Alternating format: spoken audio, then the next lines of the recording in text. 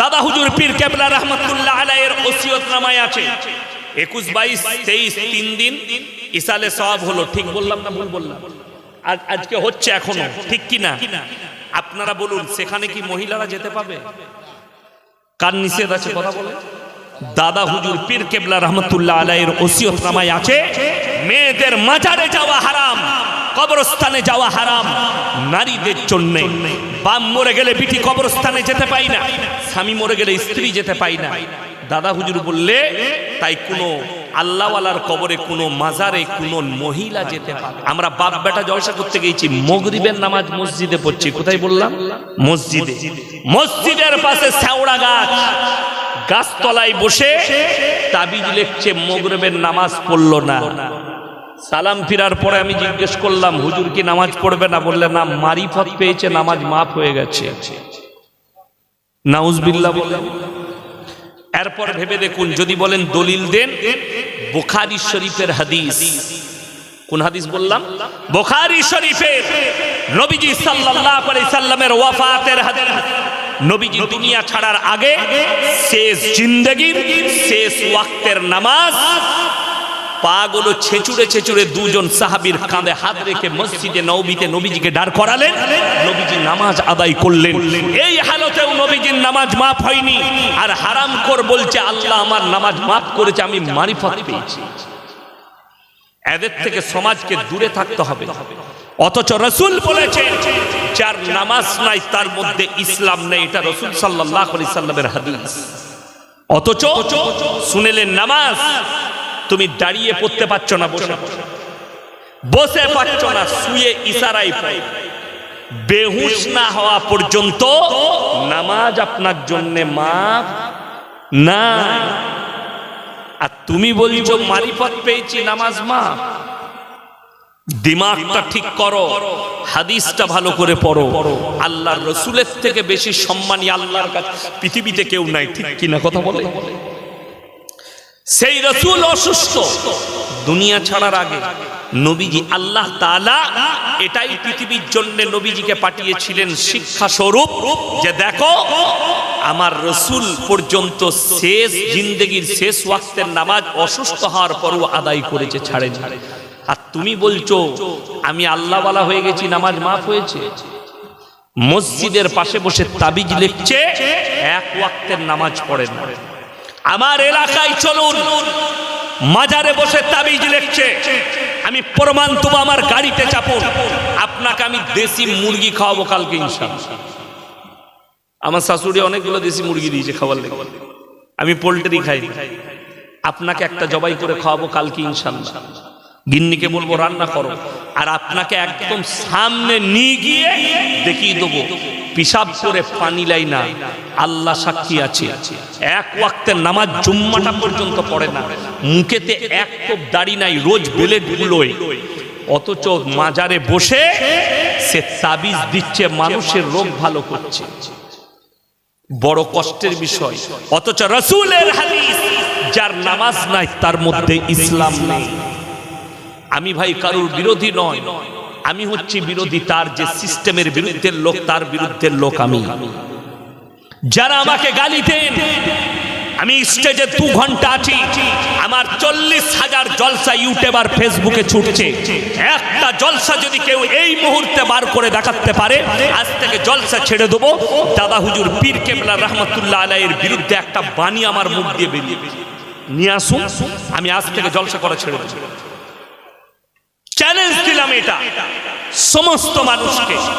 আমি তোমার দুশ্মন নয়, আমি রাসূলের দুশ্মন নয়।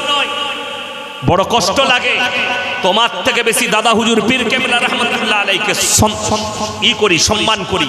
আমার কাছে এই মোবাইলে দাদা হুজুর পীর কেবলা রহমতুল্লাহ আলাইহির ওসিয়তনামা রাখা আছে, ফটো তুলে রেখেছি, আমার বাড়িতেও রাখা আছে। কেন জানে? শুধু মনে করে এই লোকগুলো বিরোধী না।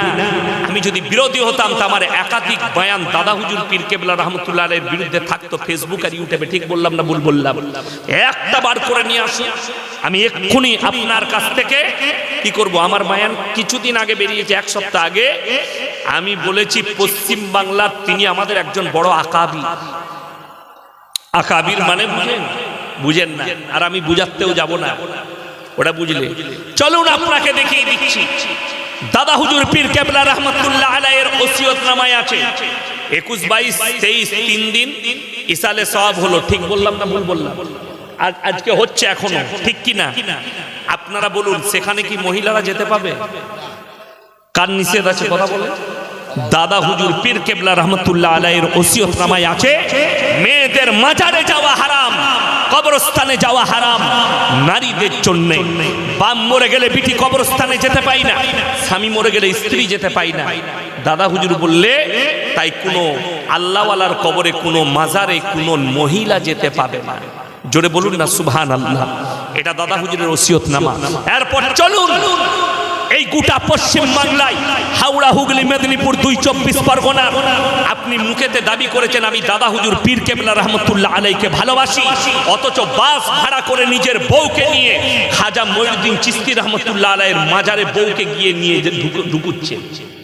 আপনি দাদা হুজুরের দুশ্মন না আমি দুশ্মন? আপনি নিজে বিচার করবেন। আমি দুশ্মন নই, দুশ্মন তুমি। দাদা হুজুরের ওসিয়তের বিরুদ্ধে কাজ করেছো। তা না হলে তোমার বউকে নিয়ে একবার পুরপুরায় ঢুকে দেখাও দাদা হুজুরের মাজারে, তোমাকে জুতো মেরে বার করবে, তোমার বিবিকে জুতো মেরে বার করা হবে। কেন? দাদা হুজুর পীর কেবলা রহমতুল্লাহ আলাইহি এটার বিরোধী ছিলেন। বড় কষ্ট লাগে। আরে মুসলমান ভাই বলে দেন তো, আমি বলেছি কবর জিয়ারত করা যাবে না? কে বললে যাবে না? বাপের কবর জিয়ারত করুন, বুজুর্গানে দিনদের কবর জিয়ারত করুন। কেন করবেন না? অবশ্যই করতে হবে। বাপের কবর জিয়ারত করা যাবে, বুজুর্গানে দিন আল্লাহওয়ালাদের কবর জিয়ারত করা যাবে, কিন্তু আমি হচ্ছি তোমার বিরোধী। কথা বলুন তো, 21, 22, 23 গেছেন, কজন দাদা হুজুরের কবরে চাদর চড়িয়েছে? চাদর চড়ানো নাই। আর তুমি খাজা বাবার মাজারে 5000 টাকার চাদর চড়িয়েছ, অথচ তোমার চাচির গায়ে চাদর নাই। ওরে নেমো খারাম, চাচিকে একটা চাদর কিনে দিলে খাজা বাবাও রাজি হতো আর আল্লাহও রাজি হয়েছে। তুমি তোমার ঘরের পাশের গরিবকে একটা চাদর কিনে দাও। আপনারা মনে করছেন তো আমি জলসা করি, পয়সা ইনকাম করছি? আল্লাহ জানে কি সেবা করি, তোমাকে দেখানোর প্রয়োজন মনে করি না যে কার সেবা করছি। শুনেলেন, আপনাকে আল্লাহ মাল দিয়েছে, কোরআনের আদর্শ মোতাবিক আপনি চলবেন। সকলে জোরে বলুন ইনশাআল্লাহ। বাপের কবর জিয়ারত করুন, শুক্রবার পারলে প্রতি শুক্রবার করুন, না পারলে মাসে 1 শুক্রবার করুন, না পারলে বছরে ঈদ বাকরা ঈদ করুন, কিন্তু বাপ দাদর কবর জিয়ারত করবেন। সকলে জোরে বলুন ইনশাআল্লাহ। এতে দুটো জিনিস, এক তো তোমার বাপ দাদারা নেকি পাবে, দ্বিতীয় নম্বর তুমি যখন কবরস্থানে বছরে একবার হোক, সপ্তাহে একবার হোক গেলে কবরের কথা মনে পড়লে তোমার পাপ কম হবে। কি মনে হবে বলুন তো? যখনই আপনি গিয়ে বাপের কবর দেখবেন, আপনার মনে মনে হবে আল্লাহ এই কবরে আমার আব্বা শুয়ে আছে, আমিও একদিন এখানে আসব, এইখানে আমার কবরটা হবে। আর চোখ দিয়ে পানি পড়বে, তুমি আর পাপ করবে না।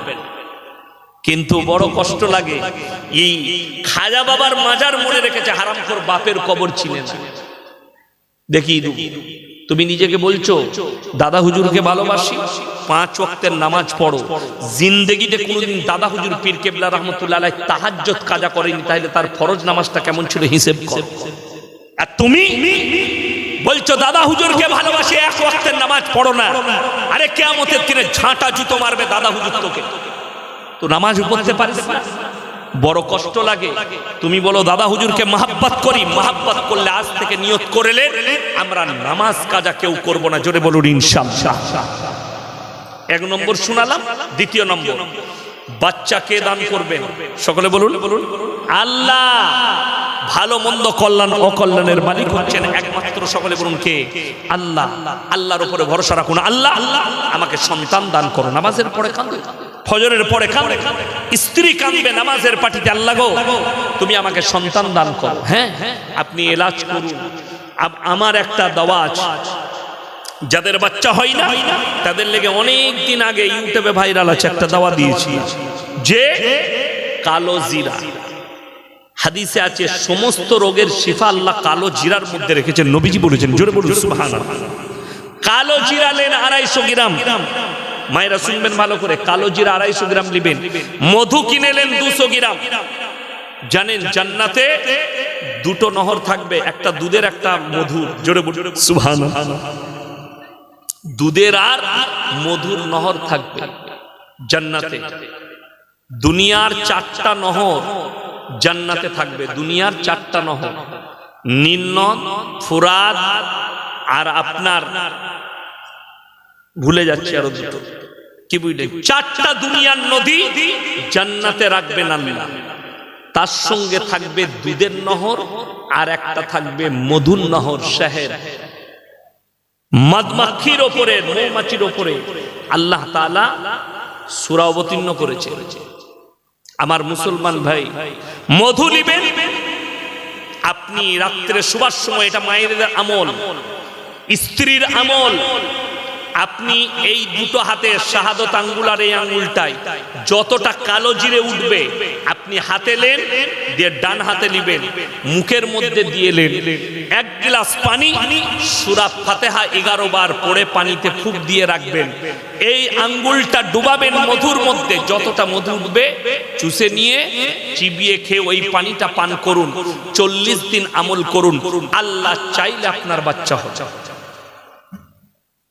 জায়েজ, জায়েজ আমল। আমি একবারও বললাম যে আমার কাছে অবশ্যই তাবিজ দিবি ছেলে হয়ে যাবে। আমার তাবিজে ছেলে হলে তো আমার 50টা বেটা হতো 50 বছরে। কথাটা বুঝতে পেরেছেন না পারেন না? ওটা কথা নয়। আপনি এটা করতে পারেন যে হুজুর কিছু দোয়া বলে দিন যেন বাচ্চা হয়। আল্লাহর কাছে কাঁদুন, দোয়া করুন। বড় কষ্ট লাগে মুসলমান ভাই। দুটো গেল, ওয়ায়ুনাজ্জিলুল গায়থা ওয়া ইয়ালামু মা ফিল আরহাম ওয়া মা তাদরি নাফসুম মাযা তাকসিবু গাদা ওয়া মা তাদরি নাফসুম বিআইয়ি আরদিন তামুত। হে নবী বলে দাও, রুজির মালিক সকলে বলুন কে? এটা 3 নম্বর, রুজির মালিক আল্লাহ। আমি কাকে কতটা রুজি দেবো আমি আল্লাহ ছাড়া পৃথিবীর কেউ জানে না। এটা যাদের বিশ্বাস নেই তাদেরকে অনুরোধ করে বলছি, সকালবেলা একবার আরামবাগ টাউনে চলে যাবো। কোথায় বললাম? আরামবাগ টাউনে, নাহলে তারকেশ্বর টাউনে। 100টা বড় লোক দেখতে পাবেন আন্ডার প্যান্ট পরে ছুটছে, সয়সু বয়কার র সুগা। ডাক্তারে বলেছে খেতে পাবি না। কোটি টাকার মালিক দস্তরখানে বসবে, আল্লাহর রুজি না মাপলে খেতে পাবে না। কথাটা বুঝতে পেরেছেন না পারেন?